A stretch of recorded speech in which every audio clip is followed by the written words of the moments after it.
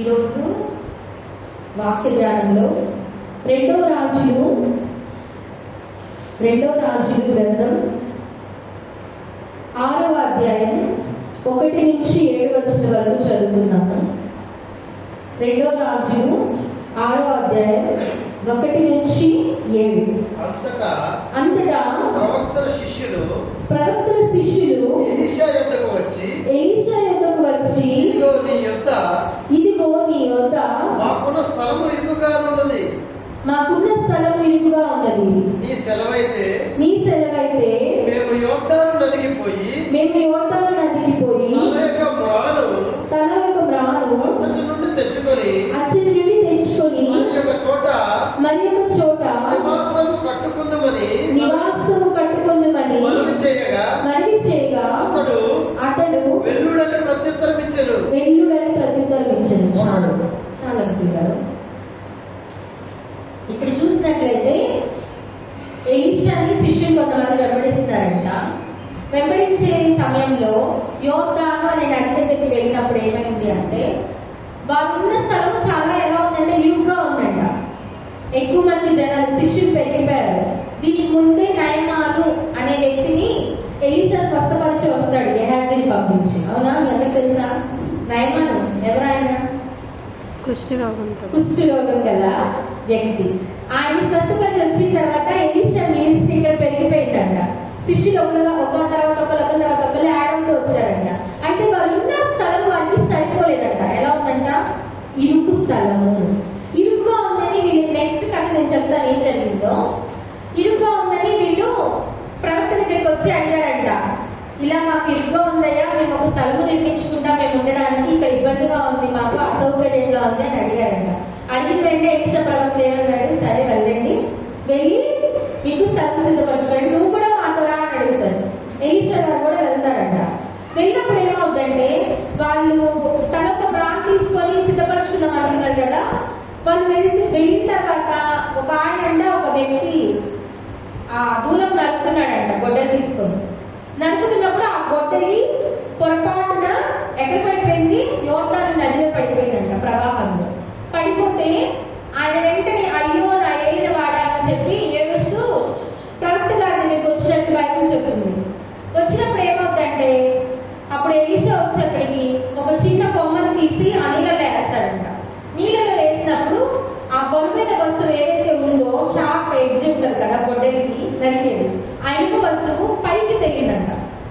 ఇక్కడ మనం చూసినట్లయితే ఒక మనుషుడు తను పోగొట్టుకున్న దాన్ని తిరిగి సంపాదించుకున్నాడు కదా. ఒక మామూలు మనిషి, ఒక శిష్యుడు, ప్రవక్తని వెంబడిస్తున్న శిష్యుడు తను కోల్పోయిన దాన్ని తిరిగి సంపాదించుకున్నాడు. ఇక్కడ ఫస్ట్ ఆఫ్ ఆల్ మనం చూస్తే వాళ్ళు ఇరుకుగా ఉన్న స్థలంలో ఉన్నారండి. మనకు ఒక వాక్యం ఉంది, ఇరుకు స్థలము విశాల స్థలము అని. ఏంటి ఆ వాక్యము? విశాల స్థలంలో పోవారు అనేకులు, ఆయనను ఆ మార్గము దేనికి దారి? మరణానికి దారి. ఇరుకు మార్గం ఉందంట. ఇరుకు మార్గంలో ప్రవేశించిన వారు కొందరే, కానీ ఆ మార్గము దేనికి? జీవమైన మార్గము. లైఫ్, గివ్స్ లైఫ్ అంటారు. ఎందుకంటే ఇరుకులో ఉన్నప్పుడు మనము జీవమైన మార్గంలోనికి నడిపించబడతాము. ఆత్మీయతలో మొదటి స్టేజ్ ఇరుగ్గా ఉంటుందంట, చాలా ఇబ్బందిగా ఉంటుందంట, అసౌకర్యంగా. ఇప్పుడే నువ్వు దేవుడిలోకి స్పిరిచువల్ గ్రోత్ లోకి అడుగు పెట్టావు. ఆత్మీయతలో నీ మెట్ట ఎలా ఉంది అంటే ఇనీషియల్ స్టేజ్ లో చాలా ఇబ్బందికరంగా ఉంటుందంట. ఇక్కడ శిష్యులకు కూడా అలానే ఉంది. ఎలా ఉంది? ఇరుగ్గా, ఇబ్బందిగా, అసౌకర్యంగా, వాళ్ళకి చాలా కష్టంగా ఉందంట. అయితే వాళ్ళు ఎప్పుడైతే దీనికి ప్రయాణం అవుతున్నారో, వారికంటూ ఒక స్థలం సిద్ధపరుచుకున్నామని అనుకున్నారో, వెంటనే ఏమైంది? ఇక్కడ ఎవరైతే ఒక వర్తకుడు పాపం కొడుతున్నాడో దూరము, అది విరిగి పడిపోయిందంట గొడ్డలి. ఇక్కడ మనం చూసినట్లయితే ఫస్ట్ ఆయన అయ్యో, ఇంగ్లీష్ బైబుల్ ఏమంటే ఈ క్రైడ్ అవుట్ అని ఉంటుంది. క్రైడ్, ఏడ్చాడంట. ఫస్ట్ పడిపోయిన వెంటనే ఏడ్చాడంట. ఇంకోటి భయపడ్డాడంట. ఎందుకు భయపడ్డాడు అంటే, అది అరువు తెచ్చుకున్నదిగా బైబిల్ చెప్తుంది. ఆ గొడ్డలి ఆయనది కాదంట, బయట నుంచి అరువు తెచ్చుకున్నాడంట. అప్పటి రోజుల్లో మేబీ తను చాలా పేదవాడు అయి ఉంటాడు నాకు తెలిసి. ఎందుకంటే అరువు తెచ్చుకునే స్టేజ్ లో ఉన్నాడంటే పేదవాడు కదా. మనం కూడా చాలాసార్లు అప్పు చేసి తెచ్చుకుంటాం. అలానే ఇక్కడ చూస్తే ఆయన కూడా అరువు తెచ్చుకున్నాడంట.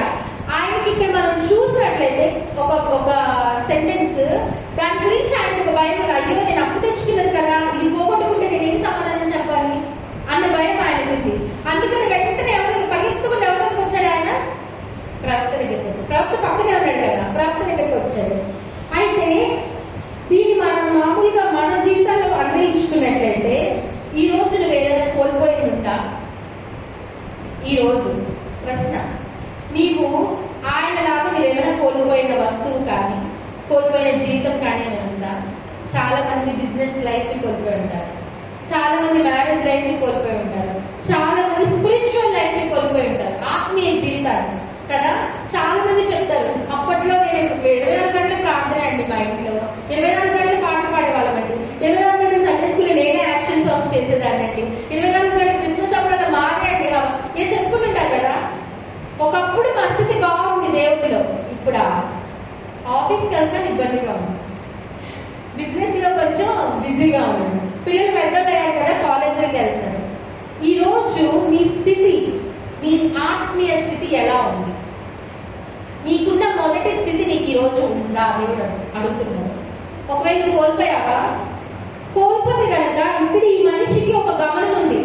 ఏమని? పడిపోయిన వెంటనే చాలా అటెంటివ్గా ఉన్నాడు. నేను అంటాను, అసలు ఎంత కేర్లెస్ అని ఉంటాడు ఆయన.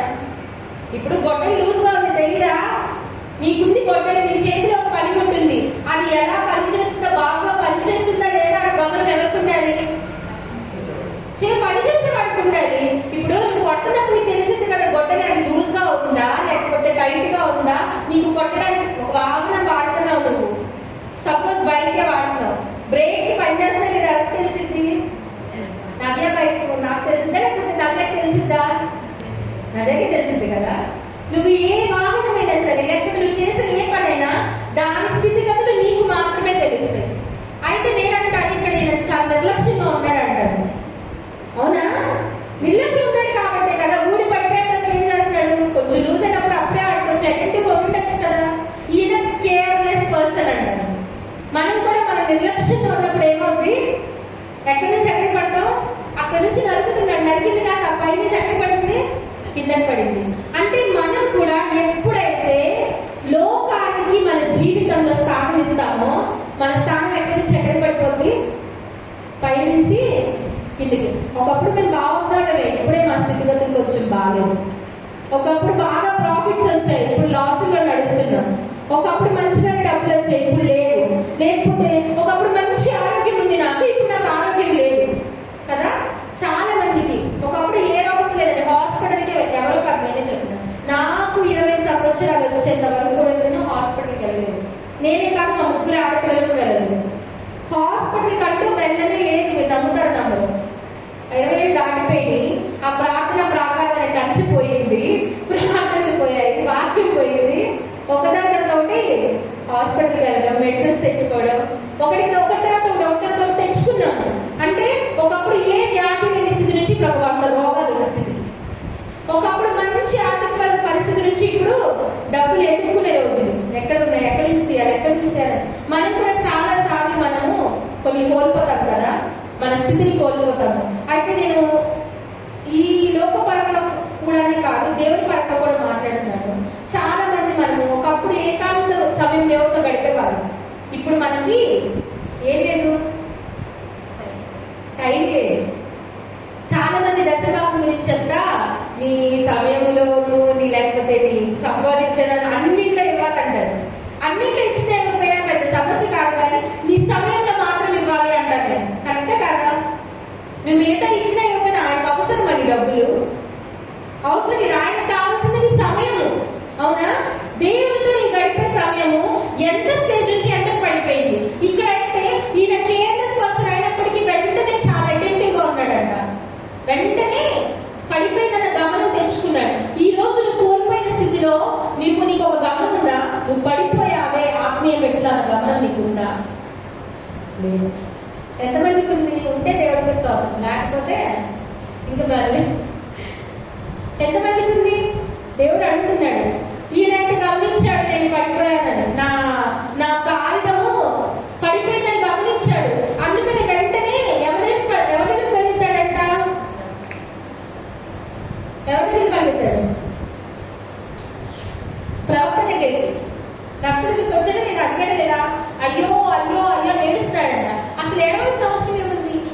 బైబిల్లో అయితే క్రైడ్ అని ఉంది, కానీ తెలుగు బైబిల్లో లేదు, మొరపెట్టెను అని ఉంది. జస్ట్ అయ్యో నా ఏలిన వాడ ఇదిగో అరుగు తెచ్చిన బండి పడిపోయిందని ఏడ్చాడంట.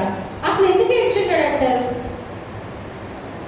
అతనికి ఒక భయం ఉంది, ఇది నాది కాదు కదా, వేరే వాళ్ళది కదా, నేను విడిచిపెట్టడానికి వీల్లేదు, వాళ్ళకి నేను సమాధానం చెప్పాలన్న ఆలోచన తనకుంది.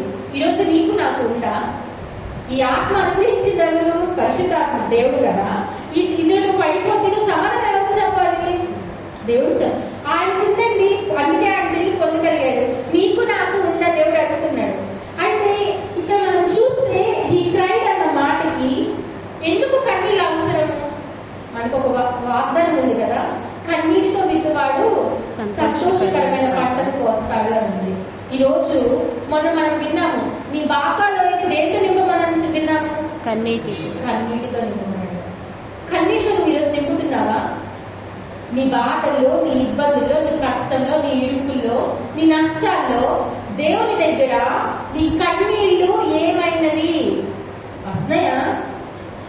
అసలు ముందు దేవుడి దగ్గర ఆయనైతే చాలా అడిక్టివ్గా ఉండి మనుషుల దగ్గర, అక్కడ ప్రవక్త దగ్గరికి వెళ్ళిపోయాడు. పక్కనున్న వాడితో అయ్యో నాకు పడిపోయింది, నాకు పడిపోయింది అని ఏడ్చినట్టు చెప్పలేదు బైబిల్. వెళ్ళిపోయిన ప్రవక్త దగ్గరికి వెళ్ళాడు. ప్రవక్త ద్వారా ఆయన సహాయం పొందుతున్నాడు. ఈ రోజు నీకు కష్టం వస్తే, నీకు బాధ వస్తే, నీకు ఇబ్బంది వస్తే నువ్వు ఎవరి దగ్గరికి వెళ్తున్నావు? We have to run to Jesus. ఎవరి దగ్గర పరిగెత్తాలి మనం? మనకు ఒక హెల్పర్ ఉన్నాడు కదా, మనకు ఒక సహాయకుడు ఉన్నాడు కదా. ఎవరైనా యేసుక్రీస్తు ప్రభువు. నువ్వు పరిగెత్తగలుగుతున్నావా? ఆయన దగ్గరికి వెళ్తున్నావా? మనుషుల్ని నమ్ముకుంటే కంటే యెహోవాను ఆశ్రయించడం మేలు కదా. నీవు కన్నీళ్లతో కనుక ఆయన పాదాల దగ్గరికి వస్తే ఆయన ఖచ్చితంగా నీకు జవాబు ఇస్తాడు. జవాబు ఇచ్చాడనడానికి ఆధారాలు ఉన్నాయి బైబిల్లో. ఉన్నాయా? ఎవరైనా ఒకరు చెప్తారా? కన్నీటి ప్రార్థన దావీదు. ఓకే, ఇంకా వెరీ గుడ్. హన్నా చూస్తే కన్నీళ్లతో ఆయన సన్నిధిలో అంట మూలుగుతూ వచ్చిందంట. ఆమె కన్నీళ్లతో ప్రార్థన చేసినప్పుడు తీవ్రమైన వేదంతో కన్నీరు కార్చిందంట. కన్నీరు కార్చినప్పుడు ఏమైంది? నెక్స్ట్ వచ్చేసరికి ఒక బాబుని ఇచ్చాడు. ఎవరు ఆ బాబు? అట్లాంటికి లేని బాబు కాదు ఆ బాబు. తెలుసా ఎవరు ఇచ్చింది? సమూయేలు ప్రవక్తనిచ్చాడు. సమూయేలు ఎన్నో సంవత్సరాలు ఆ ఇశ్రాయేలుని ఏలాడు. తెలుసా మీకు ఆ విషయం? అంత బలవంతుడిని సమూయేలు అనే గొప్ప ప్రవక్తని హన్నా కలిగింది. కేవలం దేనివల్ల కలిగింది? కన్నీటి ప్రార్థన. నన్ను కృపతో జ్ఞాపకము చేసుకో తండ్రి అని కన్నీటితో అంగుళాలుస్తూ ఆయన సన్నిధిలో ఉంటే అక్కడున్న యాజకుడు నువ్వేంటి తాగి పడిపోయావు అని అడుగుతాడు. ఆవిడ కాదయ్యా, లేదయ్యా, నేను నా బాధ ఇది దేవుడి దగ్గర చెప్పుకుంటానని. ఈ రోజు నీకు బాధ వస్తే నువ్వు మనుషులతో చెప్పుకున్నావు, దేవుడితో చెప్పుకుంటున్నావు. దేవుడు అడుగుతున్నాడు, నువ్వు ఎవరి దగ్గరికి వెళ్తావు? ఫస్ట్ చాలా మంది చెప్తారు మనసులో బాధ పోవాలంటే ఎవరికో కొంత షేర్ చేసుకోవాలి. ఎవరితో షేర్ చేసుకుంటాం? ఫస్ట్ మనకు వచ్చేది గుర్తొచ్చేది ఎవరు? ఫ్రెండ్స్. అవునా?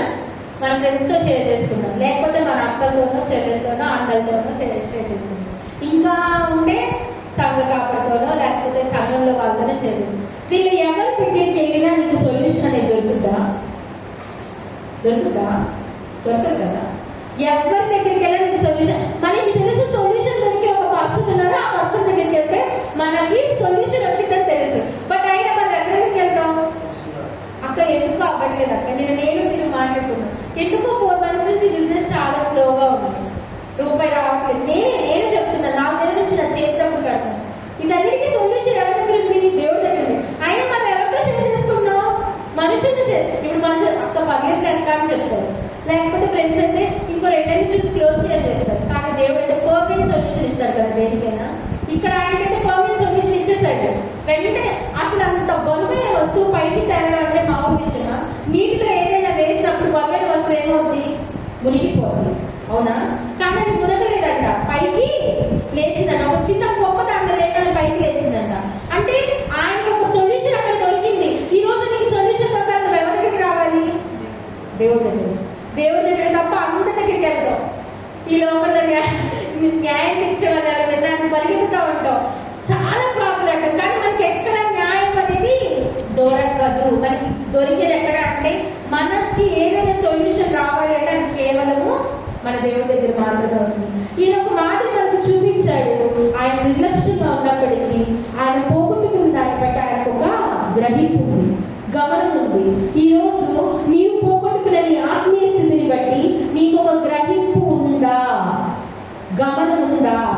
కన్నీటితో ప్రార్థన చేసింది హన్న, కుమారుడిని పొందుతుంది, ఒక గొప్ప ప్రవర్తన కలిగింది. కన్నీటితో ప్రార్థన చేశాడు దావీదు, పశ్చాత్తాపాన్ని పొందుతున్నాడు. కన్నీటితో ప్రార్థన చేశాడు హిజ్కియా, 15 ఏళ్ళ ఆయుష్ పొందుతున్నాడు. కన్నీళ్లతో ప్రభు పాదాలు కడిగి ఆయన కూర్లతో తుడిచిందంట పాపాత్మురాలైన స్త్రీ. ఏమైంది? ఆమె పాపములన్నీ కొట్టివేయబడ్డాయి. ఈరోజు కన్నీటి ప్రార్థనకి ఉన్న విలువ అంతా ఇంత కాదు. మనకి తెలుసు కన్నీటి ప్రార్థనలో ఎంతో, కానీ మనం కన్నీళ్ళు విడవాలంటే మనకి ముందు ఎక్కడైనా విడిస్తామని ఫ్రెండ్స్ దగ్గర, లేకపోతే ఇంట్లో వాళ్ళ దగ్గర, అక్కడ ఇక్కడ అన్ని చోట్ల బాధపడ్డా చెప్తాం, కానీ దేవుడి దగ్గర చెప్పడానికి మన మనసు మధ్య అంగీకరించట్లేదు. ఈరోజు నువ్వు కూడా అదే స్థితిలో ఉన్నావా? దేవుడు అడుగుతున్నాడు, నీ స్థితి ఎలా ఉందమ్మా? నువ్వేం కోల్పోయావు? నువ్వు కోల్పోయావన్న గమనం నీకుందా? ఆ గ్రహింపు ఉందా? ఎక్కడ కోల్పోయావో తెలిసిందా? సరే, కోల్పోయావు. ఏ పొజిషన్లో, ఏ పరిస్థితిలో, ఏ సిచ్యువేషన్ దాన్ని కోల్పోయావు? లోకంలోనే చాలా రకాలైన స్థితులు ఉంటాయి. ఫ్రెండ్స్ అనే దగ్గర బలహీనపడ్డావా? లేకపోతే నీ బిజినెస్ దగ్గర నువ్వు బలహీనపడ్డావా? లేకపోతే నీకున్న కోరికల దగ్గర నువ్వు బలహీనపడ్డావా? లేకపోతే నీ ఆఫీస్ పనులు నువ్వు బలహీనపడ్డావు? ఎక్కడ బలహీనపడ్డావు? చెక్ చేసుకుంటున్నావా? పలానా సమయాన్ని దేవుడికి నేను రోజుకి ఇంత సమయాన్ని ఇవ్వాలి, 24 గంటల్లో 10వ భాగం ఇవ్వాలి. ఈ 10వ భాగం నేను ఇవ్వలేకపోతున్నాను, ఎక్కడ ఇవ్వలేకపోతున్నాను అన్న ఆలోచన నీకుందా? ఉందా? చాలా మంది మాకు టైం ఉండట్లేదు అంటారు. ఏ టైం ఉండట్లేదు? నిజంగానే ఉండట్లేదా? టైం ఉండని వ్యక్తులు ఎవరైనా ఉన్నారా? 24 గంటల్లో దేవుడికి ఒక గంట, సరే 2 గంటల 40 నిమిషాలు నేను చెప్పను, కానీ మొత్తం మీద ఒక గంట కూడా ప్రార్థన చేసే సమయం లేని వాళ్ళు ఎవరైనా ఉన్నారా? లేదు అంటే మాత్రం మంచి కర్ర తీసుకొని బాధాల్సింది వాళ్ళు. లేదు అని ఎవరైనా అన్నారంటే మాత్రం ఊరుకోవడానికి వీలేదు. ఎందుకో చెప్పనా? నువ్వు చేసే ఏ పనైనా ఒక 5 నిమిషాలు తగ్గించుకుంటారా? దేవుడికి సమయం ఇవ్వలేవా? మా సండే స్కూల్ అక్కడ చెప్పేది, నువ్వు బ్రష్ 10 నిమిషాలు చేస్తావా? 5 నిమిషాలే చేయి. స్నానానికి ఎంత టైం పడుతుంది? ఒక 20 నిమిషాలు 30 నిమిషాలు పట్టిందా? 15 నిమిషాలు చేయి. ఆ రిమైనింగ్ టైం తినడానికి ఒక అరగంట పట్టిందా? ఒక 10 నిమిషాలు తిని. ఆ రిమైనింగ్ టైం అంతా నువ్వు ఎవరికి ఇవ్వాలి? దేవుడికి ఇవ్వాలి. టైం లేదు, కుదరట్లేదు, మాకు అవ్వట్లేదు, వర్క్స్ తో సరిపోతుంది, కాలేజ్ పనులతో సరిపోతుంది, లేకపోతే ఇంటర్వ్యూకి ప్రిపేర్ అవ్వడం సరిపోతుంది, లేకపోతే షాప్ లో కూర్చొని, ఇవన్నీ సాకులు. నువ్వు గమనించుకోవాల్సింది ఏంటి? నీ సమయాన్ని వారికి ఇవ్వాల్సిందే. నీ దశభాగాలు వద్దు దేవుడికి, నీ డబ్బులు వద్దు, కానీ నీ సమయం మాత్రం చాలా విలువైన దేవుడికి ఇవ్వాల్సిందే. ఎందుకు అంటే దానిలోనే నువ్వు దినదినాభివృద్ధి పొందుతావు. ఆయనలో నీలో ఆయన ఉంటేనే నీకు దినదినాభివృద్ధి, దినదినాభిక్షేమము అన్ని నీకు తగులుతాయి, అన్ని నీకు కలుగుతాయి. అవునా? ఇక్కడ చూసినట్లయితే ఆయన అయితే కన్నీటితో మొరపెట్టుకున్నాడండి. ఈరోజు నీ కన్నీటి దేవుడి సన్నిధిలో మన దావీదు కీర్తనలో రాజబడి ఉన్నది, నీ కన్నీళ్లు నేను నా బుడ్డిలో దాచి ఉంచాను. నీ బుడ్డి నిండిందా? ఎంతవరకు ఉంది నీ బుడ్డి? అసలు ఉందా? సరే, ఉండనుకుందా? ఎంతవరకు ఉంది? అసలు కనిపిస్తుందా? నీ కన్నీళ్ళు నా కన్నులో కనబడదు కదా అని అన్నాడు కదా. దేవుడి ముందు నువ్వు కార్చే ప్రతి కన్నీటి పొట్టుకి ఒక విలువ ఉంది. ఎవరైనా నేను గాయపరిచినా నువ్వు దేవుడి దగ్గర నేర్చావనుకో, దేవుడు ఊరుకోడు వాటిని. ఎందుకంటే కౌంటర్, నువ్వు కార్చే ఒక కన్నీటి పొట్టు ఎంత విలువైనదంటే ఆ ప్రతిదీ కూడా దేవుడి దగ్గర లెక్క. ఎవరి వల్ల ఏడ్చావు, ఎందుకు ఏడ్చావు, నీకు ఏ స్థితి వల్ల ఏడ్చావు అనేది వెంటనే తన దూతను పంపించి దానికి సంబంధించిన సొల్యూషన్ నీకు ఇచ్చేంత వరకు ఆయన ఊరుకోడు. అయితే ఈరోజు మనము మన కన్నీటితో హన్నాలాగా, దావీదులాగా, పాపాత్మురాలైన స్త్రీ, గొప్ప పాపమైన ఉందంటే ఈ లోకంలో వెచ్చాను. అటువంటి గొప్ప పాపం కూడా ఒక కన్నీటి మీతో తుడిచేశాడంటే దేవుడు, ఇంకా అంతకన్నా గొప్ప పాపాలైనా సరే ఒక్క కేవలం కన్నీటి ప్రార్థనకి మాత్రమే విలువ. కన్నీటి ప్రార్థన మాత్రమే నువ్వు కోల్పోయిన ఏ స్థితినైనా తిరిగి సంపాదించగలదు. అవునా కాదా? ఈరోజు నీ కన్నీటి ప్రార్థన దేవుడి సన్నిధికి వెళ్తుందా లేదా? ఇంకా మన చూసినట్లయితే ఒకవేళ నువ్వు కోల్పోయావు, నీకు గమనం కలిగింది, నేను ఇది కోల్పోయానయ్యా, పలానా స్థితిలో నేను పడిపోయానన్న గమనం నీకుంది. అయితే నువ్వు దాన్ని తిరిగి సంపాదించుకోవాలనుకుంటున్నావు. ఏం చేయాలి? నేను చేసినట్టు వెళ్ళాలి. ఎందుకు అంటే మనుషులను నమ్ముకునే కంటే యెహోవాను ఆశ్రయించడం మేలని బైబిల్ చెప్తుంది. ఇంకో మాట అంటాడు మత్తయి 11:28-30 మనం చదువుకున్నట్లయితే మనందరికి బాగా తెలిసిన వాక్యం, ప్రయాసపడి భారం మోయించున్న సమస్త జనులారా మీరు నా యొద్దకు రండి, నేను మీకు విశ్రాంతి కలుగు. నువ్వు మోస్తున్న భారము, నువ్వు మోస్తున్న బాధ, నువ్వు మోస్తున్న ఇబ్బంది, కష్టము ఏదైనా ఉంటుంది ఎవరి దగ్గర వేయాలి? ఎవరి మీద మోపాలి? దేవుడి మీద మోపాలి. ప్రార్థన చేస్తాం, ఎప్పటికైనా వస్తాయి, ఏసయ్యా నా పాపాలు కడిగాయా, లేకపోతే నేను ఈ బాధలో ఉన్నాను క్షమించని అడుగుతావు. కానీ ఈ బాధ మాత్రం నువ్వే మోస్తా ఉంటావు. ఎంతెంత దూరం, చాలా చాలా దూరం మోయలేని భారం నా పాప భారం. ఈ భారాన్ని నువ్వు మోసినంత కాలం నువ్వు పైకి లేవలేదు. ఇందాక పాడారు, లే నువ్వు నిలబడు, దేని నుంచి బయటకు రాబడి, పాపం నుంచి అంటే శాపం నుంచి అంటే ఇంకా పాడారు పిల్లలు. లే నువ్వు నిలబడు, మరణం నుంచి బయటికి రా, పాపం నుంచి బయటికి రా, శాపం నుంచి బయటికి రా. ఈరోజు దేవుడు కూడా నీకు చెప్తున్నాడు, నీ మీద భారం వేసుకుంటే వేరు చేయలేదు. ఇంకొంచెం కులుగుతారా, ఇంకొంచెం బలహీనత, ఇంకొంచెం బాధ, ఇంకొంచెం అప్పులు, ఇంకొంచెం ఇరుకు. కానీ నువ్వు కనుక నీ భారం ఎవరి మీద వేయాలి? మనకి తెలిసినా మనం ఎందుకని వేయలేకపోతున్నాము? ఏది మనల్ని అడ్డుకుంటుంది? దేవుడి మీద వేయకుండా దేవుడు కార్యాలు తెలుసు, ఆయన మీద వేస్తే సొల్యూషన్ దొరుకుతుంది తెలుసు. ఫస్ట్ టైం మనం ఎందుకని అక్కడ స్టక్ అయిపోయి ప్రార్థన చేస్తూనే ఉంటాం కానీ ఆయన మీద వేయట్లేదు. ఇంకా కొంతమంది ప్రార్థన లేదండి, చిత్తమైన చేయాలి అంటేనా చిత్తమైన జరిగింది. ప్రపంచం అంతా ఎక్కడైనా బాగుంది, నాకు ఎందుకు దేవుడి చిత్తాలకు జరిగిందని వదిలేస్తాను. అవునా కాదా? మనం అలా ఉండాలా? అలానే ఉండాలి మనం కూడా. గోజాడాలి, పొందుకునేంత వరకు గోజాడానే ఉండాలి. యాకోబు పెళ్ళిలాడే లేదా? నీవు ఆశీర్వదించితే తప్ప నేను ఇక్కడ నుంచి వెళ్ళాలని మమ్మీ కృష్ణ దగ్గర అబ్రహాము అడిగాడు లేదా? శోధించాడు దేవుడు అక్కడ మనిషిని, ఆ ముగ్గురు మనుషుల్ని.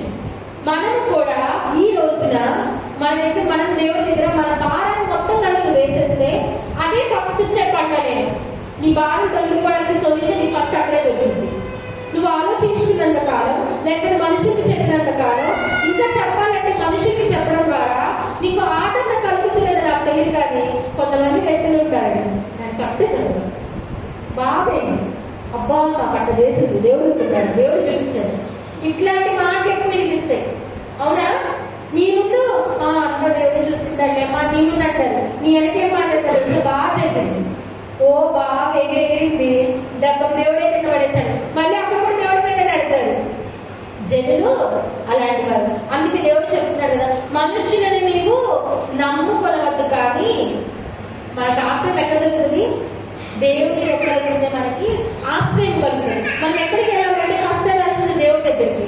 ఇక్కడ చూసినట్లయితే దేవుడు చెప్తున్నాడు కదా, నలిగిన వారిని ఆయన అలక్ష్యము చేయడు. నువ్వు కనుక కన్నీటితో నలిగిపోయి ఉన్న స్థితిలో విరిగిన హృదయంతో కనుక ఆయన దగ్గరికి వస్తే ఆయన నేను అలక్ష్యం చేయడంట. నలిగిన వారిని నేను హెచ్చించి ఆదరించను. బైబిల్ చెప్తుంది, నేను చెప్తున్నాను కాదు, బైబిల్ చెప్తుంది. నువ్వు నలిగిపోయి బాధతో, ఇబ్బందులతో, లేకపోతే ఏడుస్తూ దేవుడి సన్నిధికి వస్తే కనుక దేవుడు నీతో చెప్తున్న మాట, నిన్ను నేను అలక్ష్యము చేయను, నిన్ను నేను హెచ్చించెదను, నేను నిన్ను ఆశీర్వదించుదును. నలిగిన వారి ప్రాణం ఆయన అలక్ష్యము చేయడు. ఆ రోజు హన్నాని అలక్ష్యం చేయలేదు, హిజ్కియాని అలక్ష్యం చేయలేదు, పాపాత్మురాలైన స్త్రీని అలక్ష్యం చేయలేదు. ఈ రోజు నిన్ను నన్ను కూడా ఆయన అలక్ష్యము చేయడు. నమ్ముతున్నావా? హల్లెలూయా. ఇంకా చూసినట్లయితే దేవుడు చెప్తున్నాడు కదా ప్రకటన గ్రంథంలో, ప్రకటన అందరం చదువుకున్నాము 2వ అధ్యాయంలో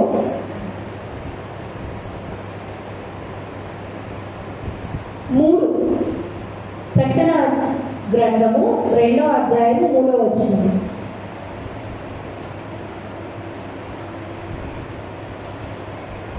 నీవు సహనము కలిగి నా నామము నిమిత్తము భారము భరించి అలయలేదనియు నేను ఎరుగుదును. అయినను మొదట నీకుండిన ప్రేమను నీవు వదిలితివి. నేను నీ మీద తప్పు ఒకటి మోపవలసి ఉన్నది. నీవు ఏ స్థితిలో నుండి పట్టివో అది జ్ఞాపకము చేసుకొని మారు మనసు పొంది మొదటి క్రియలను చేయము. అట్లు చేసి నీవు మారు మనసు పొందితేనే సరి. ఇదేమి ఎడల నేను నీ యొద్దకు వచ్చి నీ దీపస్తంభములు దాని చోటు నుండి తీసివేయును. ఏం చెప్తాడు ఇక్కడ? నీ మీద ఒక నేరం దేవుడు మోపాలనుకుంటున్నాడంట. ఏంటా నేరం? మొదటున్న ప్రేమ నిలది. నేను కూడా చిన్నపిల్లలతో ఉన్నప్పుడు మా ఇంట్లో ఎప్పుడు ప్రార్థన జరుగుతూ ఉంటాయి. ఎప్పుడు ప్రార్థన, స్కూల్ నుంచి వచ్చామా అక్కడ ప్రార్థన జరుగుతాడు. వాళ్ళు వెళ్ళిపోతే ఇంకొకరు వస్తారు. మా అమ్మకి మేము నో చెప్పడానికి లేదు. ఇదేదో పొద్దున్నేసి చేసుకో, ఫస్ట్ ప్రేయర్లోకి వచ్చాను. మీరు నమ్మరు, మా నాన్న అన్నం తినడానికి వస్తారు మధ్యాహ్నం. మా ఇల్లు చాలా చిన్నది. నేను చిన్నపిల్లప్పుడు ఒకటే గది ఉండేది. ఆ ఒకటే గదిలో పడుకోవడం, ఆ ఒకటే గదిలో తింటాం, ఆ ఒక్క గదిలోనే వండుకోవడం, అన్నీ ఆ ఒక్క గదిలోని. అయితే ఒక చిన్న గది ముందుంటుంది, కొంచెం వరండాలాగా. మా నాన్న తినడానికి ఇంటికి వస్తే ఇల్లు మొత్తం మనుషులతో నిండిపోయింది. అన్నం తినే కోరి కింద ఒక ప్లేట్ మాత్రం బయట పెట్టింది మా అమ్మ. అంటే బయట నుంచి వెళ్ళిపో. అది మేము వచ్చామనుకో, మేము వస్తే ఖచ్చితంగా వచ్చి లోపలికి కూర్చోవాల్సింది. బయట ఉంటే ఊరుకోదు, కాలు నీళ్ళగా కొట్టింది అనమాట. ఇంకా నేను ఎందుకు ఈ మాట చెప్తానంటే, అంతగా దేవుళ్ళు 24 గంటలు అంటే 24 గంటల నుంచి చెప్పను, కానీ మోస్ట్ ఆఫ్ ద టైం డేలో మేము ఎక్కువ గడిపే వాళ్ళం ప్రార్థనలో. ఒకరు వెళ్ళిపోగానే ఇంకొకరు ప్రార్థనకు వచ్చేవాళ్ళు. నేను రండి కూర్చోండి అనేది ఒకటే మాట. నేను కూర్చోనమ్మా, నాకు బాధ సాకు కూడా చెప్పడానికి వీలేదు. కూర్చోవాల్సిందే. బాధ కూడా కూర్చోను, చేసేదేవారు ప్రార్థన చేస్తున్నామా, కూర్చోదేవారు వాక్యం ఏంటో కూర్చోవాలి. అలా మేము పెరిగాము. ఇప్పుడైతే మాకు ఆ ఇది స్థితి లేదు. ఎందుకంటే పెద్దవాళ్ళు అయిపోయాము, అందరూ పెద్దవాళ్ళు అయిపోయాము. ఎవరి బాధల్లో వాళ్ళు ఉన్నాము, ఎవరి జాబుల్లో వాళ్ళు ఉన్నారు, ఎవరి వ్యాపారాల్లో వాళ్ళు నిమగ్నం అయిపోయారు. ఆ స్థితి మాకు లేదు. ఈ రోజు నిన్ను కూడా నువ్వు పరీక్షించుకో. ఒకప్పుడు దేవుడికి ఎంత సమయం ఇచ్చా, ఇప్పుడు ఎంత సమయం ఇస్తుంది. ఒకప్పుడు బాగానే ఉన్నామేమో నీ ఆత్మీయ స్థితి, ఈ రోజు నువ్వు ఎలా ఉంది? దేవుడు అడుగుతున్నాను, నేను అడగట్లేదు. నీ ఆత్మీయ స్థితి ఈ రోజు ఎలా ఉంది? నేను ఈ వాక్యాన్ని నిజం చెప్పాలంటే ఎప్పుడో ఒక 3-4 months బ్యాక్ ప్రిపేర్ అయ్యా. ఈ వాక్యము చెప్తామని అనుకున్న ప్రతిసారి వేరేది గ్రహింపోదు, వేరేది దేవుడు చెప్తాను, ఇంకా అది చెప్పాడు. ఒకసారి ఏమో శోధన గురించి చెప్పన్నాడు, ఒకసారి చూస్తేనేమో పిలుపు గురించి చెప్పన్నాడు, ఇంకోసారి చూస్తేనేమో అబ్రహాము ఎదురు గురించి చెప్పాడు, ఇంకోసారి చూస్తే అలా ఏది చూస్తా ప్రతిది డైవర్షన్. ఎందుకు ఇన్ని రోజులు నేను అనుకున్నా, ఎప్పుడో ప్రిపేర్ అయ్యాను వాక్యం. నేను 4 నెలల క్రితం ప్రిపేర్ అయ్యాను. ఎందుకు దేవుడు ఒక సమయాన్ని ఇవ్వలేదు అంటే, దేవుడు ఒక సమయాన్ని నిర్ణయించాడు. అది ఏంటంటే ఈ సమయం. ఈ రోజు ఇక్కడ ఉన్న వాళ్ళు ఎవరో వాళ్ళ స్థితిలో ఆర్థిక స్థితి కావచ్చు, లేకపోతే ఆత్మీయ స్థితి కావచ్చు, ఈ లోకమైన స్థితి కానీ వాళ్ళు కోల్పోయిన స్థితిలో ఉన్నారు. కాబట్టి దేవుడు అందుకే ఈ రోజు నీ వాక్యం పంచాలి కాబట్టి ఆ రోజు నుంచి దీనికి స్టాప్ పెట్టుకుని ఇక్కడ వరకు తెచ్చాడు. అయితే ఇక్కడ మనం చూసినట్లయితే దేవుడు నీ మీద ఒక నేరం మోపుతున్నాడంట. మొదటిన్న ప్రేమ నీకు లేదు. నీవు తిరిగి దేనికి రావాలి? మొదటి స్థితికి రావాలి. ఆకాశం నుంచి నువ్వు కిందకు పడిపోయిన మెట్టులో నువ్వు ఉన్నావు. నీ స్థితి అక్కడైతే నువ్వు కిందకు పడిపోయావు, నేల మట్టుకు నువ్వు పడిపోయి ఉన్నావేమో, కృంగిపోయి ఉన్నావేమో. అయితే నీకు ఒక గమనం కనుక కలిగి ఉంటే నువ్వు అక్కడి నుంచి లేవాలి. ఇది కూడా నేను అంతకుముందు చెప్పాను. లే, నిలబడు, పరిగెత్తు, పైకి ఎగురు అని. అవునా? ఈ రోజు వాళ్ళ అటువంటి స్థితిలో ఉన్నావా? చూస్తావు, ఎవరైనా సహాయం ఇచ్చే వాళ్ళు ఎవరు, సహాయం చేసే వాళ్ళు ఎవరు, మాకు ఇది కాదు అది చెప్పే వాళ్ళు ఎవరు లేరు.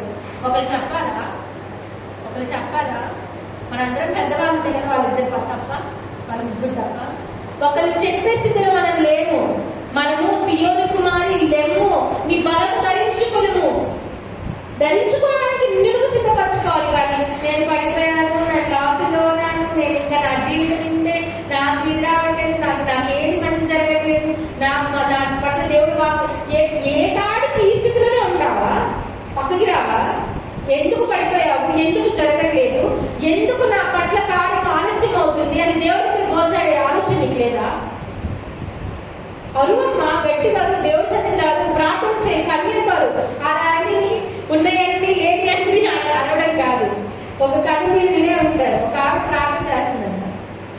పాస్టర్ గారు చెప్పారంటే మీ తప్పులన్నీ ఒప్పుకోవడం చెప్పారంట. సహవాస ప్రార్థన తెలిసిందేగా ఎలా ఉంటుందో. అందరూ సహవాసంగా కూర్చొని ఆవిడ ప్రార్థన చేస్తారు. పలానా చోట దొంగతనం చేశారంటే పక్కన అవునయ్యా అంటుందంట. నేను పలానా వ్యక్తితో ఏదైనా అవునయ్యా అవునయ్యా అవునయ్యా అంటుందండి. ప్రతిదీ ఇంకా అంటే కొన్ని ఉంటాయి, కొన్ని ఉండవు. నీ బాధలు అందుకే దేవుడు చెప్తాడు కదా, పాము వలె వివేకము కలిగి పావురం వలె నిష్కపలై ఉంటారు అంటాడు. దేవుడి దగ్గర ఏడ్చే పర్సనల్ ప్రేయర్స్ కొన్ని ఉంటాయి, బలియంగా చేసిన ప్రార్థనలు కొన్ని ఉంటాయి, దేవుడి దగ్గర ఏకాంతంగా మొరపెట్టాల్సి ఉన్నాయి. ఇవాళ దేవుడు చెప్తున్నాడు ఏంటంటే, కన్నీళ్ళతో కనుక నువ్వు ఆయన దగ్గరికి వస్తే, లాస్ట్ వీక్ మనం విన్నట్టు బాకాలో కన్నీళ్ళతో కనుక మనం నింపితే మనము సంతోషగానం చేస్తూ బయటకు వెళ్తామంట. సంతోషంతో మన పంటను మనం కోసుకుంటామంట. అయితే ఈ కన్నీళ్ళు ఎక్కడి నుంచి రావాలి? ఎక్కడి నుంచి రావాలి? హృదయంలో నుంచి రావాలి. హృదయం చెడ్డదైతే బయటకు ఏమొస్తుంది? కన్నీళ్ళు వస్తాయా? చెడ్డ మాటలే వస్తాయి. హృదయం ఏదైతే నిండిద్దో అదే నాలుగు మాట్లాడుతుంది. నీ హృదయం బాధతో, వేదనతో, ఈ బాధతో కనుక నిండిపోయిందనుకో, ఫస్ట్ నువ్వు ఎక్కడికి వెళ్తావు? కన్నీరు దేవుడి సన్నిధిలో నీళ్లు కుమ్మరించినట్లు కుమ్మరిస్తావు. ఇంకోటి చూస్తే దేవుడు చెప్తున్న మొదటి స్థితికి నువ్వు రావాలని దేవుడు కోరుకుంటాడు. రాకపోతే ఏం చేస్తాడన్నాడు? మొదటి స్థితికి రమ్మన్నాడు.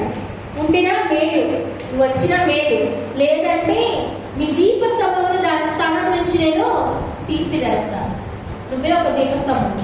దీపస్తంభం ఎక్కడ పెడతాను? అందరికీ వెలిగించినట్టుగా కొంచెం కింద దాన్ని పెట్టదు, కానీ ఎత్తైన ప్లేస్ లో పెడతారు కదా. ఇప్పుడు కనుక ఈ దీపస్తంభం నువ్వు వెలిగించిన వాడిగా, వెలిగించిన దాంట్లో నువ్వు ఉంటూ నువ్వు కనుక పడిపోయిన స్థితికి వెళ్తే అక్కడ నుంచి నువ్వు మొత్తం మళ్ళీ తిరిగి వస్తే మేలమ్మా, లేకపోతే ఏమవుతుంది? పర్మనెంట్ గా దేవుడు నీ దీపస్తంభాన్ని తీసివేస్తాడంట. అయితే ఇది ఒక హెచ్చరికగా దేవుడు నీకు చెప్తున్నాడు. నువ్వు ఏ స్థితిలో ఉన్నావో మళ్ళీ నీకున్న మొదటి ప్రేమ నువ్వు సంతరించు. అలా అని మళ్ళీ బ్రేకప్ చేసిన స్టోరీస్ అవి వెనక్కి వెళ్ళమని కాదు, ఎక్సెల్ దగ్గరికి వెళ్ళమని కాదమ్మా. అర్థమైందా? మొదటి స్థితి అంటే దేవుని నీకున్న మొదటి స్థితికి నువ్వు రావాలి. దేవుని పట్ల నువ్వు చూపించిన మొదటి ప్రేమకు నువ్వు రావాలి. దేవుడితో నువ్వు మొత్తం ఎంత సమయం గడిపావో ఆ సమయానికి నువ్వు రావాలి. వచ్చినప్పుడు ఏమవుతుంది? పడిపోయింది, ఎంత బరువైనా పర్లేదు. ఇనుము చాలా బరువైంది కదా, అంత బరువైన వస్తువు ఎంత బరువైన వస్తువైనా పర్లేదు, ఎట్లా లేచింది? పైకి తేలుకుంటూ వచ్చేసిందంట. దేవుడి దగ్గరికి కూడా మనం వెళ్తే మన బాధలు ఏవైనా సరే అట్లే తేలిగ్గా పైకి లేచిపోతాయి. ఇంకా చెప్పాలంటే ఈరోజు ఆ గొడ్డలి నువ్వే అంటారు. నీకున్న ఆ కటింగ్ ఎడ్జ్ ఏదైతే ఉందో, షార్ప్ ఎడ్జ్, అది ఒక పరిశుద్ధాత్మ. హల్లెలూయా. ఈ పరిశుద్ధాత్మను నువ్వు స్థాన పెడతానే ఉండాలి. కార్య సాధకమైన శక్తి చెప్తున్నా, మన అన్ని వాటి కంటే ఊహించి వాటి కంటే అత్యంతంగా ఇస్తానని చెప్తున్నాం. నువ్వే కనుక దీనికి సాధన లేకపోతే, దీనికి మొదలు పెట్టకపోతే ఏమవుతుంది? పనిచేస్తుందా? మనం పాడుతూ ఉంటాం, ప్రార్థన వల్లే పయనము, ప్రార్థనే ప్రాంగారము, ప్రార్థనే అన్ని పాడతాము, కానీ ఏం చేయము? పదులు పెట్టము. పాటలు అయితే పాడతాం, ప్రార్థన లేకుండా నిన్న పైన సాగదయా అని పాడతాము, కానీ ప్రార్థన కన్నీటి ప్రార్థన మాత్రం చేయము. పాటలు పాడతాం కానీ నిజ జీవితంలో మనం చేయము. ఈరోజు దేవుడు చెప్తున్న మాట ఏంటి అంటే, నీకు ఈ కట్టింగ్ ఎడ్జ్ ఏదైతే ఉంది, ఇది పరిశుద్ధాత్మతో దేవుడు పోలిస్తున్నారు. ఆ కర్ర నువ్వే అయితే కనుక ఆ కట్టింగ్ ఎడ్జ్ ఏదైతే ఉందో, నరికడానికి యూజ్ చేసే ఐరన్ ఇది ఏదైతే ఉందో పరిశుద్ధాత్మ. దేవుడు ఒక మాట చెప్తాడు కదా, పరిశుద్ధాత్మ మనకి అనుగ్రహింపబడింది. అవునా? మనము పరిశుద్ధాత్మకు అనుగ్రహింపబడింది. మనకి పరిశుద్ధాత్మ అనుగ్రహింపబడింది అంటే అది మనకి సంబంధించింది కాదు, దేవుడి దగ్గర నుంచి మనకు వచ్చింది పరిశుద్ధాత్మ. ఒక ఆదరణ కట్ట నేను మీకు ఇస్తాను, ఆయన మీకు మిమ్మల్ని సర్వసత్యంలోకి నడిపిస్తాడు, మిమ్మల్ని గైడ్ చేస్తాడు, మిమ్మల్ని లీడ్ చేస్తాడు. ఇవన్నీ బైబిల్లో ఉన్నాయి. అవునా? ఆత్మ అనేది సర్వసత్యంలోకి నడిపించిందట. కానీ ఇక్కడ మనకున్న ఆత్మ అనేది సత్యంలోకి నడిపించట్ల. ఇప్పుడు మనకున్న ఆత్మ మనల్ని నిత్య జీవానికి నడిపించట్లా. ఇప్పుడు మనకున్న ఆత్మ ఏదైతే అసలు పోయితో ఉందో అని తెలియదు ఎవరికి. అసలు నా పరిశుద్ధాత్మ ఉందా అన్న ప్రశ్న కూడా ఎవరికి లేదు. ఉన్నదాన్ని నేను ఏం చేస్తానన్న ఆలోచన లేదు. అసలు అది ఉన్నదైతే ఎక్కడికి పడిపోయిందో కూడా తెలియదు. ఏ స్థితిలో కలిగిపోదు, పాతాళ లోకంలో పడిపోయిందో మనకి తెలియదు. ఈరోజు దేవుడు అడుగుతున్నాడు, మీకున్న పరిశుద్ధాత్మని. బాప్తిసం ద్వారా మనకి పరిశుద్ధాత్మ అనే ఒక ఆత్మ మనలోకి వచ్చింది. అయితే ఈ పరిశుద్ధాత్మని సంతరించుకున్న నువ్వు దీన్ని నువ్వు షార్ప్ చేస్తావు, లేకపోతే మోన పడేస్తావా? మంచి కారు కొన్నారండి, బెంచ్ కారు, లేకపోతే జాగ్వర్, BMW కొన్నాడు, వాడుకుంటే అవతల పడేశాడు, ఏమవుతుంది? ఏమవుద్ది? ఆడకుండా లేకపోతే ఎప్పట్లానే ఎంత మంచి వస్తువైనా, ఎంత విలువైనైనా, ఎంత గొప్పదైనా, ఎంత ప్రాముఖ్యమైనదైనా నీవు కొని నువ్వు నీ దగ్గర ఉంచుకొని అవతల పడేసావనుకో, వాడకుండా దాన్ని అవతల పడేస్తే ఏమవుద్ది? తుప్పు పెట్టిపో, దీని మీద తుప్పు పెట్టిద్ది. అవునా? ఇంకా వేరే అయితే పాడైపోతుంది. ఎక్కడ వేసావయ్యా బొమ్మలు అంటే అక్కడే ఉంటున్నావు. నీ తలాంటి నీకు ఎన్ని ఇచ్చారయ్యా ఒకటి చదివి కప్పి పెడుతున్నావు. 5 పని చేసిన వాళ్ళ 2 4 చేసిన వాళ్ళ నీకున్న తలాంటి ఏదయ్యా అంటే భూమి కింద కప్పు పెట్టానయ్యా అని చూపిస్తున్నావా దేవుడికి? దేవుడు అడుగుతున్నాడు, నీకున్నది ఏదైనా సరే పరిశుద్ధాత్మ అనే వరం అది మనకి. అవునా? మనకి ఏది నిజమో, ఏది సత్యమో, ఏది అసత్యమో, లేకపోతే శరీరానికి ఆత్మకి యుద్ధం అని అనుకుంటాం కదా, ఎప్పుడు శరీరమే గెలుస్తూ వస్తుంది. అయితే మనం ఆలోచించాల్సిందే, మీలో ఉన్నవాడు ఈ లోకంలో ఉన్నవాడి కంటే ఈ లోకంలో ఎవరున్నారు? అపవాది అయినా సాతాను గర్జించి సింహం వలె వచ్చిన పాట. దేవుడు నాతో ఉన్నాడు కాబట్టి నేను భయపడను. ఈరోజు దేవుడు ఇచ్చిన వరాన్ని నువ్వు పోగొట్టుకున్నావు. మళ్ళీ ఆ లోకంలో ఉన్నది ఎక్కడో నీకు దొరుకుతుంది లోకంలోనే ప్రయాసపడుతున్నావు, ప్రాకులాడుతున్నావు. కానీ దేవుడు చెప్తున్నాడు కదా, మీలో ఉన్నవాడి లోకంలో ఉన్నవాడి కంటే గొప్పవాడు. ఈ సాతాను గాడి కంటే, ఈ గర్జించు సింహం కంటే మీలో ఉన్నవాడు గొప్పవాడు. నువ్వు దాని దగ్గరికి రాకుండా లోకంలో ఎంతకాలం పరిగెడతావు కదా. మనం చూసినట్లయితే మనకి పరిశుద్ధాత్మ అనుగ్రహింపబడింది కాబట్టి దాన్ని మనం పోగొట్టుకున్న వారినైతే తిరిగి మనము సంపాదించుకోవాలి. మనం చూసినట్లయితే చాలా చిన్న విషయం కదా, గొడ్డలి పట్టుకోవడం, ఆ నుంచి గొడ్డలి తయారు చేయడం చాలా చిన్న విషయం, చాలా పెద్ద విషయం కాదు. ఏమిటి దొరికింది రాకపోతే లేదు, ఏదో చేసిండేవాడు. తర్వాత ఆయన దగ్గర మన బదిలాడుకునేవాడా, లేకపోతే ఆయన తల తాకట్టు పెట్టేవాడా, లేకపోతే ఏదో చేసేవాడు. ఇంకొకటి డబ్బులు ఇచ్చాడు. ఇది చాలా చిన్న అంతకాలం కదా. ఆయన దేవుడు మనతో చెప్తున్నది ఏంటి అంటే, నీవు దేవుడిలోకి వచ్చిన తర్వాత ఇనిషియల్ స్టేజ్ లో నువ్వు తక్కువగా ఉన్నప్పటికీ, నీకు ఇరుకులు ఉన్నప్పటికీ, there will be trials and temptations, but God will help you. ఎలా? సూపర్ న్యాచురల్ పవర్స్ అంట, పాడతాం కదా, సూపర్ న్యాచురల్ అని. అదే సూపర్ న్యాచురల్ పవర్స్ అది చాలా చిన్న విషయం అయినా సరే దేవుడు అనుగ్రహిస్తాడంట. ఎప్పుడు? నీ దగ్గర నుంచి మొదలు రావాలి. నీకంటూ ఒక గమనం ఉంటే, అయ్యా నాకు ఇప్పుడు అది పడదాయి, నువ్వు పడకుండానే ఆయన చూస్తూ ఉంటాడు, కింద నువ్వు చూస్తూ ఉంటావు, నువ్వు లోపల చూస్తూ ఉంటావు, ఆయన నీ దగ్గర చూస్తూ ఉంటాడు. జరగాల్సి జరుగుతా పోతుంది కానీ లోకం దానికి సంబంధించిన దాంట్లో అది కొట్టుకుపోతూ ఉంటుంది. కానీ మెయిన్ థింగ్ ఏదైతే ఉందో అది జరగదు. నువ్వు ఎన్ని తిరగాల్సింది ఇల్లు, అడగాల్సింది ఇల్లు, రావాల్సింది ఇల్లు. కానీ నువ్వు ఎడవుతావు నా విశాలంగా ఉన్న మాటలు అయితే చాలా మంది ఉంటుంది. విశాలమైన మాటకు పోవాలి ఎంతలో, కానీ అది మరణము. ఒకరిని ఎదుట సరైనగా కనబడు మార్గము తులుపు, అది మరణము. ఈరోజు నీకు సరైనగా కనిపించినప్పటికీ దాని మార్గం అది మరణానికి పో మార్గం. అది 2 మార్గాలు మనకున్నది. అది జీవ మార్గం అయితే ఇంకోటి మరణ మార్గము. ఇది ఇరుకు మార్గం అయినప్పటికీ నీకు జీవం ఉంది. ఇరుకులో విశ్రాంతి కలుగచేవాడు ఆయనే. చదువుకున్నాం కదా. మనం చూసినట్లయితే ఇక్కడ మనం చూస్తే ఎలీషా ఇక్కడ చేసిన ఆశ్చర్యకరమైన ఏదో పోగొట్టుకునేది తిరిగి సంపాదించుకుంటా. రెస్టోరేషన్ అంటాం కదా. Restore, rebuild, repair. ఏంటి ఇవన్నీ? తిరిగి పొందుకోవడం, తిరిగి సంపాదించుకోవడం. ఎలీషా మిరాకిల్స్ ఎంతమంది తెలుసు? 8 మిరాకిల్స్ అన్ని కూడా రిస్టోరింగ్. షూనేమీ అనే స్త్రీ పిల్లోడు లేదని బాధపడుతుంటే ఏడాది తిరిగి వచ్చినప్పటికీ నీకు ఒకటి కుమారుడు ఉంటాడు అన్నాడు. ఆమెకి లేదు, ఆమె సంపాదించుకుంది, తిరిగి సంపాదించుకుంది. అయితే ఆయన చనిపోతాడు, పుట్టిన బిడ్డ, మగ బిడ్డ. ఆ అంటే కదా, అప్పుడు నాకు అబద్ధం చెప్పదని చెప్పాడు కదయ్యా, నువ్వు ఎందుకు అబద్ధం చెప్పావు, నా కుమారుడు చచ్చిపోయినాడని చెప్తుంది. అయితే ఎలీషా వెళ్ళి గెహాజీని పంపించి ఒక కర్ర ఆయన వేలు పెట్టు, తిరిగి లేస్తానని చెప్తాడు. గెహాజీ పెట్టినప్పుడు ఆ కర్రతో తిరిగి లేవడు. అప్పుడు ఆ గెహాజీ చెప్పడానికి వచ్చినప్పుడు ఈయన వెళ్ళి లోపల కలిపేసుకొని ఏం చేశాడంటే ఆ పిల్లవాడి మీద సష్టాంగ పడిపోయాడంట. ఆయన కళ్ళ మీద కళ్ళు, ఆయన ముక్కు మీద ఇది, పెదవుల మీద పెదవులు ఉంచినప్పుడు ఆ అబ్బాయి తిరిగి లేచాడంట. ఒక జీవితం కోల్పోయింది ఆవిడ, ఆ అబ్బాయి కోల్పోయాడు జీవితాన్ని, తిరిగి సంపాదించాడు. ఇంకోటి మనం చూస్తే ఎలీషా చేసిన దానిలో మారా ఎరికో నీళ్లు, నేను లాస్ట్ వీక్ వాక్యం చెప్పినప్పుడు చెప్పాను, ఎరికో నీళ్ళు చేదైనవి, ఉప్పు వేశాడంట, ఏమైంది? ఊట అక్షయతను పొందుకుంది, తిరిగి మొదలు. ఇప్పటికీ కూడా ఎరికో నీళ్లు మధురంగా ఉంటాయన్న పేరంట. ఒకప్పుడు ఇలా ఉండేది, ఇలా అయింది అన్న పేరంట. లైఫ్ ఏదైనా సరే, చేదైనా సరే రిస్టోర్ అయింది, ఎలా? మధురంగా మార్చబడింది. ఇంకా మనం చూస్తే ఇక్కడ ఎలీషా చేసిన పనులు రిస్టోరింగ్ హెల్త్, ఆరోగ్యాన్ని రిస్టోర్ చేస్తారు. ఎవరు? ఇందాక చెప్తున్నారు నయమాను, కుష్ఠరోగంట, పరాక్రమశాలంట, ఆయనను దేవుడు స్తుతించేవాడంట. ఎప్పుడైతే ఆయన యోర్దాను నదిలో మునిగాడో ఆయనకి ఏమొచ్చింది? తిరిగి స్వస్థత పొందుతున్నాడు. ఇంకా చూసినట్లయితే ఆయన విషాన్ని సైతము మార్చి వేసినట్టు బైబిల్ వాక్యం చెప్తుంది. ఒక ఆయన కూరాకులు తెప్పడానికి వెళ్ళి వెర్రి ద్రాక్ష దాంట్లో కలిపి పట్టేశాడంట. అదే అందరికి పట్టించినప్పుడు ఇది జబ్బు కథ చేసేది, మీరు విషయం వాళ్ళు గ్రహించి ఎలీషాకి ఎప్పుడైతే చెప్పారో, ఎలీషా ఏం చేశాడు?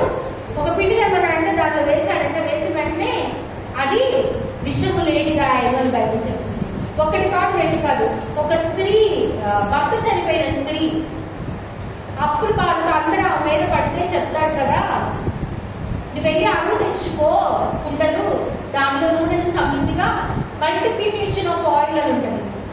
ఆయిల్ సమృద్ధిగా ఎన్ని గిన్నెలతోటే అన్ని నిండిపోతాయి. నా దగ్గర నూనె లేదయ్యా అమ్ముకోవడానికి, కానీ దేనికి లేదని బాగా మనం చూసినట్లయితే ఎలీషా చేసిన మిరాకిల్స్ అన్ని కూడా రెస్టోరేషన్.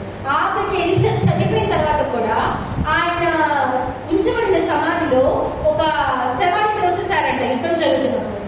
వెంటనే ఏమైంది?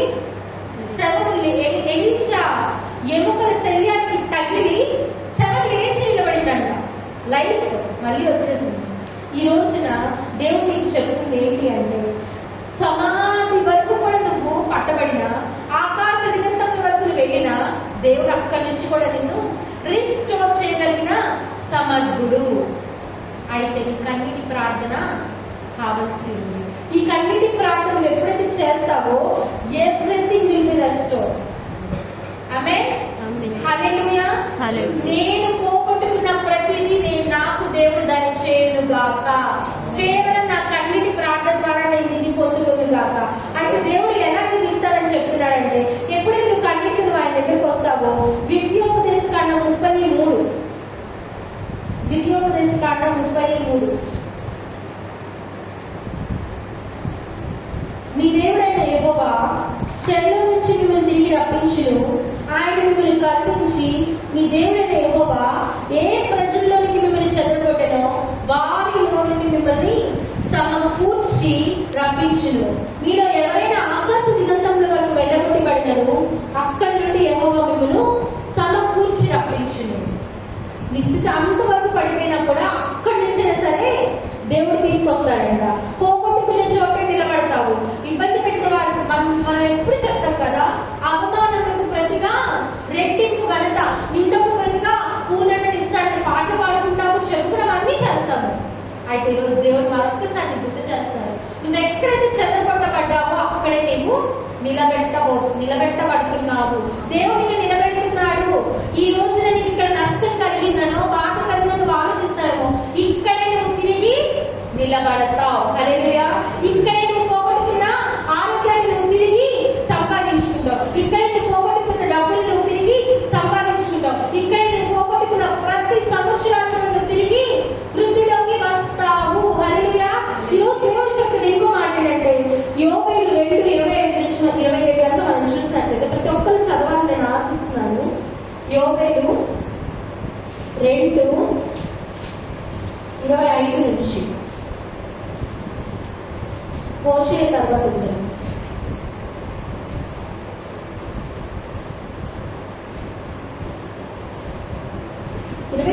చదువుకున్నాము.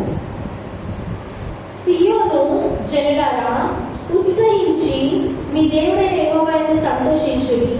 తన నీతిని బట్టి ఆయన తొలకరి వర్షమును మీకు అనుగ్రహించును. వాన కురిపించి పూర్వమందు వలె తొలకరి వర్షమును కడవరి వర్షమును మీకు అనుగ్రహించును. కొట్లు ధాన్యముతో నిండును. కొత్త ద్రాక్షరసములు, కొత్త తైలములు, గానుగలకు పైగా పొగిపాటును మీరు కడుపారా తిని తృప్తి పొంది మీ కొరకు వింత కార్యములు జరిగించిన మీ దేవుడైన యెహోవా నామమును స్తుతించినట్లు నేను పంపిన మిడతలను, గొంగళి పురుగులను, పసరు పురుగులను, చీడ పురుగులను అని నా మహాసైన్యము తినేసిన సంవత్సరముల పంటను మీకు మరలా ఇప్పును. నా జనులు ఇక ఎన్నటికీ సిగ్గునొందరు. ఏమని చెప్తున్నాడు? తొలకరి వర్షము, కడవరి వర్షం నేను కుమ్మరిస్తాడట. ఎప్పుడు? నువ్వు కన్నీళ్ళతో వరకు వస్తే ఆయన చేసేదేంటి? నువ్వు ఎక్కడున్నావు ఫస్ట్ అక్కడి నుంచి నేను బయటకు తీసుకొస్తాడంట. చెరలో ఉన్నా సరే చెరల నుంచి నువ్వు విడిపిస్తాడంట. ఆ కింద పట్టిన స్థితిలో నుంచి నేను పైకి లేపుతాడంట. లేకపోతే ఆయన ఏం చెప్తున్నాడు? నేను తొలకరి వర్షం, కడవరి వర్షం అంటే ఏంటి? ఇంకా మనం పాట పాడుతున్నాం. తొలకరి వర్షము అంటే పరిశుద్ధాత్మ అని అర్థం. కడవరి వర్షం అంటే ఏంటి? అంత్య దినములో నేను నా జనుల మీద నా ఆత్మను కుమ్మరిస్తాను. అంత్యకాల అభిషేకం సర్వజనుల కోసం ఎంతో పాడుపడుతున్నాం కదా. ఏంటి అంటే కడవరి వర్షం? అంత్యకాల అభిషేకం. నీకు నీ దేవుడైన యెహోవా నీ మీద ఈరోజు తొలకరి వర్షాన్ని, కడవరి వర్షాన్ని పంపిస్తాడంట. అంతేకాదు మనం చూసినట్టయితే నువ్వు ఎన్ని సంవత్సరాలైతే నువ్వు పోగొట్టుకున్నావు? ఒక సంవత్సరం పోగొట్టుకున్నావా? దేవుడు తిరిగిస్తాడు. 2 సంవత్సరాలు పోగొట్టుకున్నావా? తిరిగిస్తాడు. పంట తినివేసిన, చీడ పురుగులు తినివేసిన, గొంగళి పురుగులు తినివేసిన, ఏ పురుగు తినివేసిందైనా సరే దేవుడు తిరిగి నీకు అనుగ్రహించబోతున్నాడు. హల్లెలూయా! అంత గట్టిగా చెప్తామా? చప్పట్లు కొడుతూ హల్లెలూయా! దేవుడు నేను కోల్పోయిన ప్రతిదీ నాకు ఇవ్వబోతున్నాడు. యోవేలు 2 ఈ ఇంగ్లీష్ బైబిల్ కనుక మనం చూసినట్లయితే I will give you 7 times what you lost అనేది. I will give you back 7 times what you lost. నీవు కోల్పోయిన దానికి 7 ఇస్తాడు. ట్రాన్స్లేషన్ వచ్చేసరికి ఇలా ఉంది, కానీ నిజంగా అయితే I will give you back 7 times what you lost. 7 నువ్వు పొందుకొనబోతున్నావు. నమ్ముతున్నావా? నేను 7 నేను కోల్పోయిన ప్రతిదీ పొందుకొనబోతున్నాను. ఇన్ని సంవత్సరాలు నేను నాశనంలో ఉన్నావేమో, ఇన్ని నాశనమైన సంవత్సరానికి ప్రతిగా నేను రెట్టింపుగా కాదు 7 పొందుకుంటాను. రెట్టింపు కనుక మనం చూసాం యోబు దగ్గర, రెట్టింపు ఆత్మ చూసాం ఎలీషా దగ్గర. కానీ ఈరోజు దేవుడు నీకు చెప్తున్న మాట ఏంటి అంటే 7 ఆశీర్వాదం నీ మీదకి రాబోతుంది. 7 అనేది సంపూర్ణమైన అంత. లాస్ట్ వీక్ మనం విన్న వాక్యం 7 అంటే ఏంటి? పరిపూర్ణము. 7 అనే ఒక ప్రత్యేకత ఉంది బైబిల్లో. దేవుని 7 ఆత్మలు, 7 దీప స్తంభములు. నయమాని కుష్ఠరోగం ఎన్నిసార్లు విడిపోయింది? 7 మార్లు. ఎరుకోబడిన ఎన్నిసార్లు స్తుతిస్తే కూలింది? 7 మార్లు స్తుతి. నీతి మందిని కలిపి ఆపకులు అనేక దగ్గర 7 మార్లు నీతి మందిని పడిపోయినా తిరిగి లేస్తాడండి. ఒక వేల నుంచి వచ్చిన దుష్టుడు 7 వేసుకున్నా పారిపోతాడు. 7 అనేది ఒక పరిపూర్ణం. అయితే దేవుడు వాళ్ళు నీతో చెప్తున్న మాట ఏంటి అంటే పాడైపోయిన ప్రతి పట్టణాన్ని నేను కడతాను, పడిపోయిన ప్రతి స్థితి నుంచి నేను లేపుతాను. ఆమోసు గ్రంథంలో ఉంటుంది కదా 9:14. ఆమోసు 9:14. మరియు శ్రమనొందుచున్న నా జనులకు ఇశ్రాయేలీయులను నేను చెరలో నుండి రప్పింతును. పాడైన పట్టణములను మరలా కట్టుకొని వారు కాపురముందురు. ద్రాక్ష తోటలు నాటి వాటి రసమును త్రాగుదురు. వనములు వేసి వాటి పండ్లను తిందురు. వారి దేశమందు నేను వారికి ఇచ్చిన దేశంలో నుండి వారు ఇక పెరిగి వేయబడాలని దేవుడు యెహోవా సెలవిస్తున్నాడు. ఎప్పుడైతే నువ్వు తిరిగి వచ్చావో దేవుడు చెప్తున్న మాట, చెరలో నుంచి నేను రక్షిస్తాను. రక్షించడమే కాదు, నువ్వు కోల్పోయిన సంవత్సరాలు ఏవైతే ఉన్నాయో 7 years 7 times నువ్వు దాన్ని పొందుకోబోతున్నావు. ఇంతేకాదు మరెన్నటికి నీ పెరిగి వేయబడకుండా నీకు ఒక స్థలాన్ని దేవుడు ఇవ్వబోతున్నాడు. మరెన్నటికి పడిపోకుండా నీకు ఒక శక్తిని దేవుడు ఇవ్వబోతున్నాడు. ఆయన పునరుద్ధరణ శక్తిని నువ్వు తిరిగి పొందుకుంటావు. దేని ద్వారా? కన్నీటి ప్రార్థన ద్వారా ఇవన్నీ నువ్వు దేవునికి ఇస్తాడు. ఇంతేకాదు ఆరోగ్య విషయమైనా సరే ఇర్మియా గ్రంథము 33 చెప్తాడు కదా, నేను నీకు ఆరోగ్యం ఇస్తాను, నీ గాయములను మాన్పెదను. హల్లెలూయా. హల్లెలూయా. ఎవరైనా ఇక్కడ ఆరోగ్యంతో బాధపడుతున్న వాళ్ళు ఉంటే, ఆరోగ్య సమస్యలతో బాధపడుతున్న వాళ్ళు ఉంటే, దేవుడు నీకు చెప్తున్నాడు కదా, నిశ్చయముగా నేను నీ గాయములను మాన్పేదను. అది ఆరోగ్యమైన పర్లేదు, ఆర్థిక స్థితి అయినా పర్లేదు, పోగొట్టుకునే సమస్యలైనా పర్లేదు, నాశనమైన సమస్యలైనా పర్లేదు, ఇబ్బంది పడిన సమస్యలైనా పర్లేదు, నీవు ఏడంతలుగా పొందుకొనబోతున్నావు. హల్లెలూయా. ఈ రోజు దేవుడు నీకు చెప్తున్న మాట, not 2 times, 7 times. 7 stands for completion. 7 అంటే పరిపూర్ణము. దేవుడు ఏడంతగా నీకు ఈరోజు మేలు చేయబోతున్నాడు. అయితే నీకున్న పరిశుద్ధాత్మ ఏ స్థితిలో ఉందో నీవు ఒక గమనం కలిగి ఉండాలి.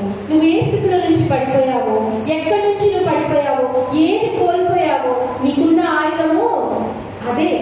దాన్ని కనుక నువ్వు కోల్పోతే నువ్వు ఏ పని చేయలేవు, మరింత చీకట్లో నెట్టబడతావు. నీకు అనేది నీటి సూర్యుడు ఉదయించడానికి వీలు లేకుండా పోతావు.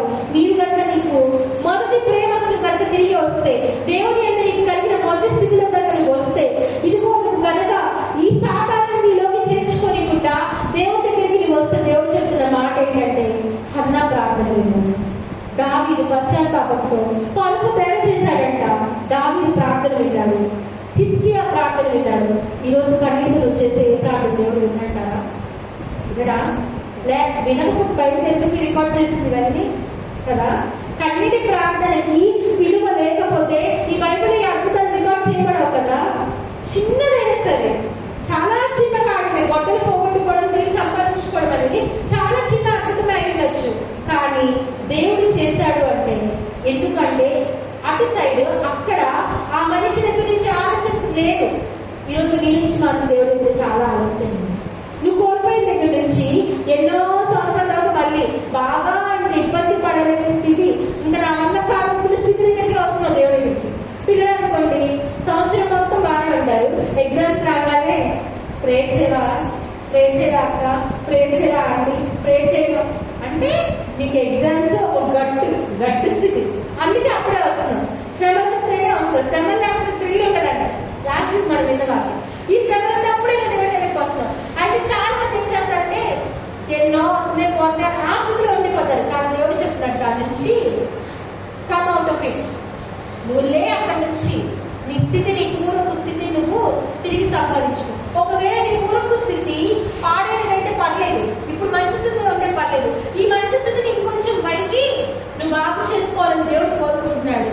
కన్నీళ్లతో తన పాదాలు కడిగి తన పుల్లలు తుడిచిన స్త్రీలాగా ఈరోజు కన్నీటితో నువ్వు ప్రార్థన చేస్తే దేవుడు చేయలేనిదంటూ ఏది లేదు. కన్నీటి ప్రార్థన శక్తి అంత ఘనమైనది కదా. ఈరోజు దేవుడు చెప్తాడు, కన్నీటితో కనుక నా సన్నిధిలో నువ్వు కనుక నా దగ్గరికి వస్తే దావీదుని క్షమించినట్టు, ఇదిగో పాపాగుణాలైన స్త్రీని క్షమించినట్టు, ఇదిగో హన్నా ప్రార్థన నేను విన్నట్టు నీకు కూడా నేను దయచేస్తాను. అది ఏ స్థితి అయినా పర్లేదు, ఆరోగ్యమైన పర్లేదు, ఆర్థిక స్థితి అయినా పర్లేదు, అప్పుల కాడైనా పర్లేదు, ఉద్యోగం లేని స్థితి అయినా పర్లేదు, ఏదైనా సరే ఒకటే నమ్మకం ఏంటి, నాకు దేవుడు ఎవరైనా ఉంటే మాట చెప్పండి, నాకు దేవుడు 7 times ఇస్తున్నాడు. హల్లెలూయా. రెట్టింపు గనతే కాదు, నేను 7 times నేను పొందుకోబోతున్నాను. ఈ పరిపూర్ణం దేవుడు నా పట్ల ఖచ్చితంగా చేస్తాడు. ఎందుకంటే నేను ఆలస్యం చేయక నేను దేవుడి దగ్గరికి వెళ్తాను. నాకు బాధ వచ్చిన వెంటనే, ఇబ్బంది వచ్చిన వెంటనే, నేను పడిపోయిన స్థితిలో నేను ఉండను. నేను ఎవరి దగ్గరికి వెళ్తాను, దేవుడి దగ్గరికి వెళ్తాను. కాబట్టి దేవుడు కూడా నాకు ఆలస్యం లేకుండా నాకు కార్యాలు చేస్తాడు. మనం కూడా మన ఆత్మీయ స్థితిలో ఫస్ట్ ఇరుగ్గా ఉండొచ్చు, కానీ కోల్పోయే ప్రతిదీ తిరిగి ఆయన సంపాదించుకునే మనము సంపాదించుకుంటాం. ఒక స్త్రీ తన కొడుకుని ఎలా అయితే తిరిగి సంపాదించుకుందాం, మనము సంపాదించుకుంటాము. ఏదైనాను సాధ్యమే. పాడుతున్నాం కదా, ఏమైనా చేయగలము, కథ మొత్తం మార్చగలము, నీ నామముకే మహిమంతా తెచ్చుకుందుము. ఏమైనా చేయగల సమర్థులు కదా. ఈరోజు దేవుడు చెప్తున్నాడు, ఏదైనా చేయడానికి నేను సమర్థుడిని. నీవు పైకి లేచెదవు, పైన ఎగిరెదవు, నీవు వేచి ఉన్న దినముల యొక్క ఫలములు చూసెదవు. నీవు పైకి లేచెదవు, పైన ఎగిరెదవు, నీవు వేచి ఉన్న దినముల కోల్పోయినవన్నీ రెండంతలుగా మరలా పొందుదువు. కోల్పోయినవన్నీ రెండంతలుగా మరలా పొందుదువు. నువ్వు కోల్పోయింది ఏదైనా సరే నువ్వు తిరిగి పొందుకుంటావు. దేవుడు ఈ చిన్న వాక్యాన్ని దీవించుగాక.